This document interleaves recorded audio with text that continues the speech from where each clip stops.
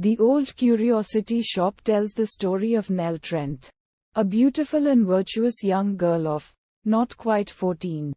An orphan. She lives with her maternal grandfather, whose name is never revealed, in his shop of odds and ends. Her grandfather loves her dearly, and Nell does not complain. But she lives a lonely existence with almost no friends her own age. Her only friend is Kit, an honest boy employed at the shop, whom she is teaching to write, secretly obsessed with ensuring that Nell does not die in poverty as her parents did. Her grandfather attempts to provide Nell with a good inheritance through gambling at cards. He keeps his nocturnal games a secret, but borrows heavily from the evil Daniel Quilp, a malicious, grotesquely deformed, hunchbacked dwarf moneylender. In the end, he gambles away what little money they have, and Quilp seizes the opportunity to take possession of the shop and evict Nell and her grandfather. Her grandfather suffers a breakdown that leaves him bereft of his wits, and Nell takes him away to the Midlands of England, to live as beggars, convinced that the old man has stored up a large and prosperous fortune for Nell. Her wastrel older brother, Frederick, convinces the good-natured but easily led Dick Swiveller to help him track Nell down, so that Swiveller can marry Nell and share her supposed inheritance with Frederick. To this end, they join forces with Quilp, who knows full well that there is no fortune, but sadistically chooses to help them to enjoy the misery it will inflict on all concerned. Quilp begins to try to track Nell down, but the fugitives are not easily discovered.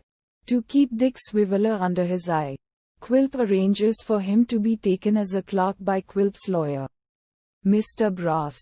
At the Brass firm, Dick befriends the mistreated maidservant and nicknames her the Marchioness. Nell, having fallen in with a number of characters, some villainous and some kind, succeeds in leading her grandfather to safety in a far-off village, identified by Dickens as Tom, Shropshire. But this comes at a considerable cost to Nell's health.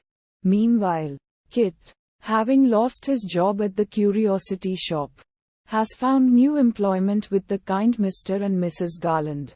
Here he is contacted by a mysterious single gentleman who is looking for news of Nell and her grandfather. The single gentleman and Kit's mother go after them unsuccessfully, and encounter Quilp, who is also hunting for the runaways.